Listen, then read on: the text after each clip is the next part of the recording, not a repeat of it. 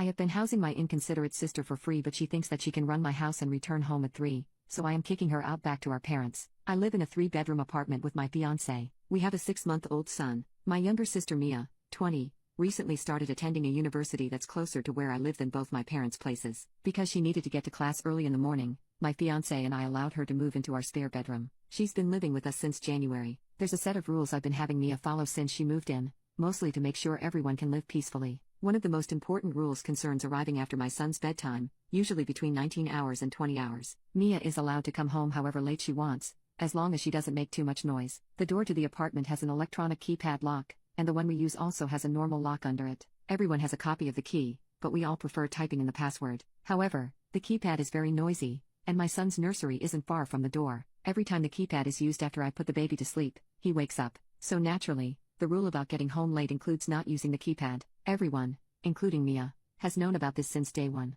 At first, we had no problems, but now that Mia has gotten used to college life, she's been going out at night frequently. This past month, she has arrived home after midnight every Friday and Saturday night. She always forgets the don't make too much noise rule, and she has, on multiple occasions, used the keypad. My son wakes up crying every damn time. I'd sit her down and remind her of the rule whenever this happened, but she'd continue to do it. My fiancé and I got tired of putting our baby back to sleep because of that, so I changed the password and told Mia she was no longer allowed to use the keypad. She agreed and promised to try to make less noise. On Friday night this week, Mia went out with her friends. She came home very drunk at 4 a.m. and forgot that I changed the password. Not only did she use the keypad, but she also got the password wrong so many times that she triggered an alarm. I was furious. Not only did my baby wake up crying, but I also got complaints from my neighbors. The next morning, I told Mia that I was establishing a curfew. While living with me, she needed to be home by 20 hours. She won't be allowed to go out at night for the rest of the semester. Mia put up a fight, saying I have no right to ground her like this or dictate what she does with her free time,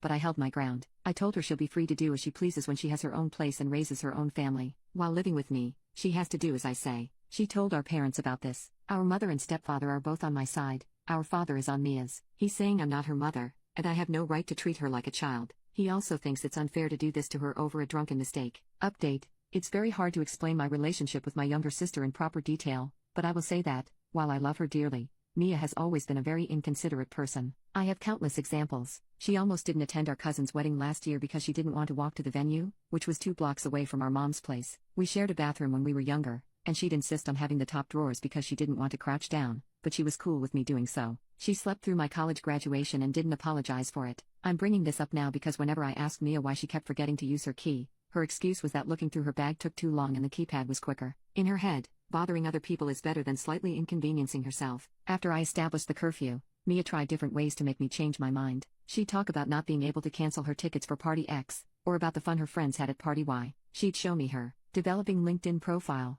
and tell me she had learned her lesson and would be more responsible. At first, I really didn't want to have to kick her out, which many of you suggested, but I have limits. A few days ago, I heard her complaining to her friends on the phone about her bitch of a sister who wouldn't let her do anything. Later that day, I asked her which of our parents she planned on moving in with. Cue more fighting. I managed to tell her that I had no obligation to continue housing her, for free, if she couldn't respect my family. Mia could either move back in with our parents or continue living with me for the low price of respecting my infant son and stop complaining about it. We did have a very productive conversation afterward. I managed to get a lot off my chest, as did my sister. Mia apologized for everything. She admitted she'd been selfish, and promised she'd make efforts to change and mature. I'm a strong believer that people can change, which is why I'm not kicking her out right now. But I made it very clear that Mia is on thin ice, and the next time she does anything like this will be the last time she ever sees the inside of my home. The curfew will continue until the end of the semester, as originally planned. My father also agreed to pay for Mia to go back to therapy. It helped her a lot when she was younger, so I'm hopeful about the future of this living situation.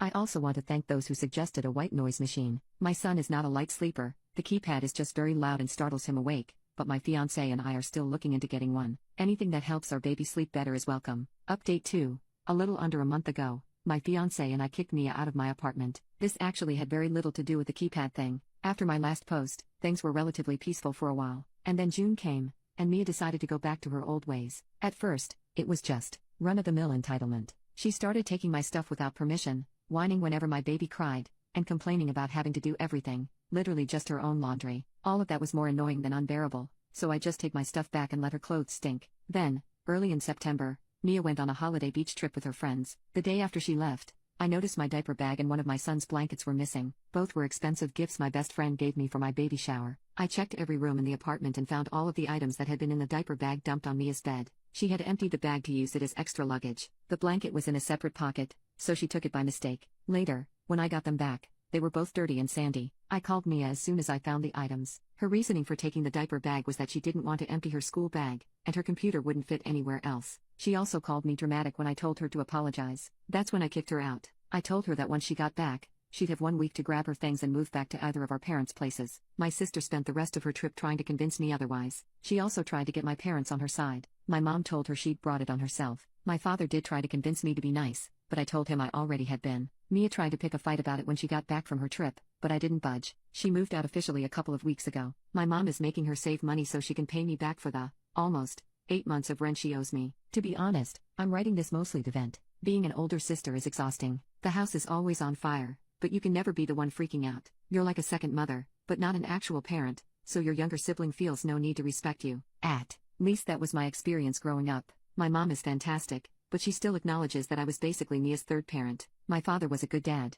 but a mediocre parent, and he refuses to understand that. He also doesn't accept that after the divorce, I was more responsible for Mia than he was. I love my sister dearly, but she's always treated me as an afterthought. For a few years, she'd contact me almost exclusively when she needed a ride. I'd spend a poop ton of money on presents. She'd give me a $2 gift 2 months after my actual birthday. This happened 3 separate times, including this year. The list goes on. It always felt like I was the last thing on her mind. I'm not saying I was perfect, but I was always there for her. I will always love my sister, and I do believe she loves me too, but I also understand she's too selfish to realize she treats me poorly. I have to focus on my son, and I can't put up with Mia's immaturity right now. Do I regret letting her move in with me? No. Do I regret not kicking her out back in May? Also no. To be honest, I think I needed that. Knowing I tried has always helped me sleep at night. Plus, living with Mia wasn't all bad. Accompanying the Drake/Kendrick Lamar feud with her was pretty fun, at first, at least. My sister and I are on speaking terms. She was pissed at first, but got over it when she realized that literally no one was really taking her side. She's back to transitioning between our parents' places every week.